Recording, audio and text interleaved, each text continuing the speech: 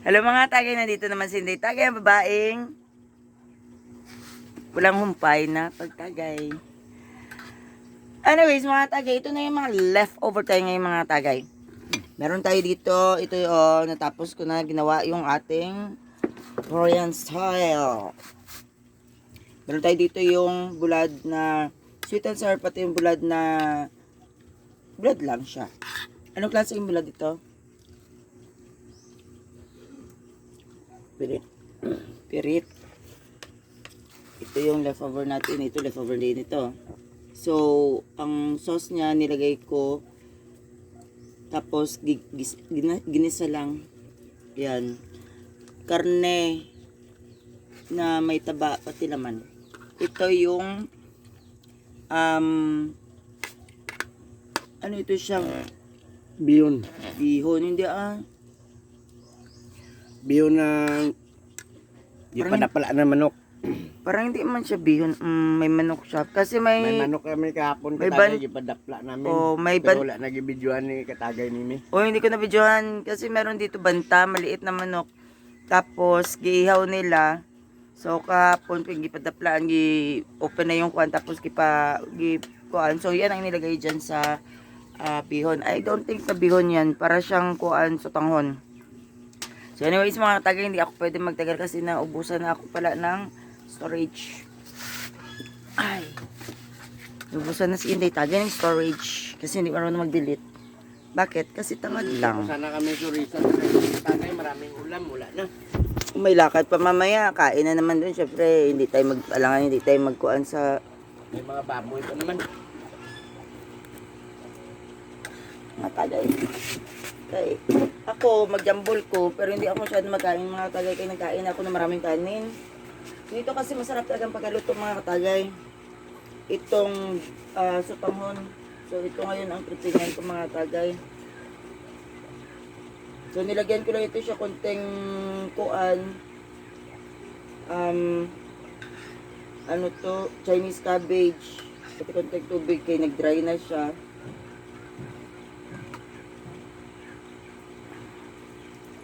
Pati yung dahon ng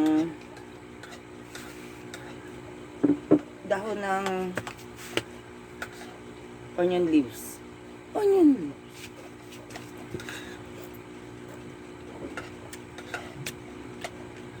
Pampainit lang.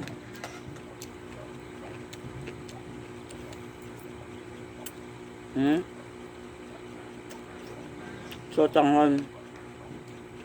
Hindi bihon.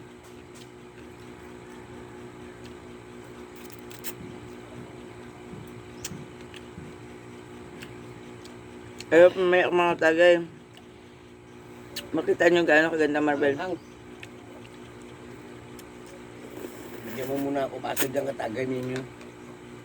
Plastic lang. Huwag yung mababasagin. Ayoko na mababasagin, mabigat na. Dami ako binili ng mga mababasagin mga tagay. Sinalitan ako. Gusto niya plastic. Yung plastic lang na... Ito naman yung plastic na plastic. Ito lang oh.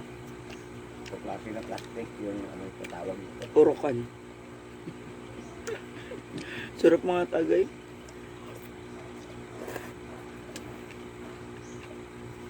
Hindi ko ma-explain kung paano lutuin ito mga tagay. Minsan kasi hindi ko na nabibidyo kung magluto ako mga tagay. Kaya Pyrex.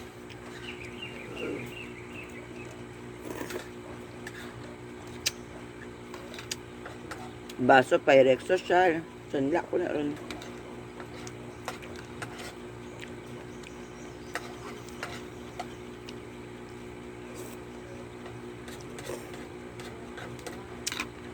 Sarap.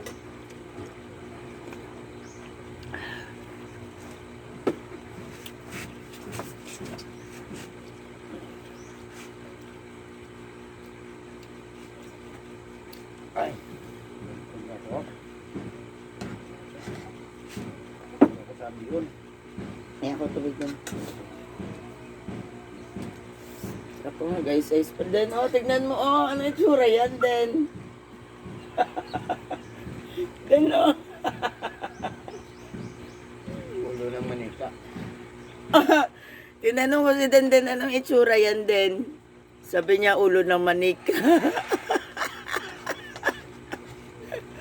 Ay, naku Lord. Alam mo naman, ito si Denden kasi wala nakaagi ng girlfriend. Since birth, no girlfriend yan si Denden. Kaya hindi mo alam ito. Ano yan? Itsura yan? Ulo ng manika. Oh, barbidal. Potragis, bayot ba siguro ng bigot? Kaya ko ba? Ay, naku, nabusog ako mga katagay.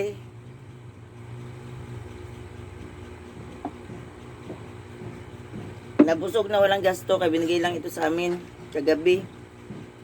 Pagising ko, pinainit ko. Nilagyan ng extra tubig, extra karne na lang. Mga karne, nilagyan ko ng karne. Bitsin. Pati itong dahon ng Chinese cabbage, pati dahon ng kuan. Ano? Hindi nagamit siya eh. Alas 10 ba, maglakad tayo. Ano mo mga po? Hanggang alas 10 lang daw, tama na. Maraming linya, pag sure oy.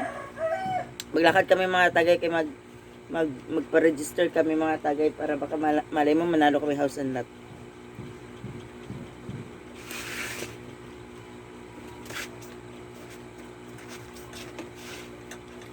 So mga tagay, matagal pa matapos si Katagay din sa kanya mukbang mga katagay. So hindi na ako magpatagal pa mga tagay, baka maputol ang ating video kay maliit na lang yung aking memory. Patapos na siya.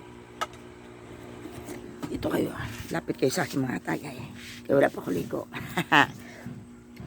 Ayan na mga leftover natin mga tagay. Tuwing wala nagalaw, yun lang nagalaw ang pansit siguro, pati yung vlog.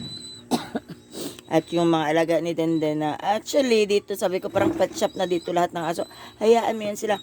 Merong aso, merong isda, meron pang isda dyan sa labas, meron pang birdie dyan, meron pang pato, mga manok, mga kulang na lang unggoy mga katagay para magiging pet shop na ito aming maging zoo. So anyways, meron pang ahas minsan, grabe no, pati ahas, live yan. Minsan magising ka na, may ahas na sa uluhan mo, may ahas doon nakatapasok, ay naku Lord. Colorful pa na may mga ahas dito, hindi yung basta-basta na ahas.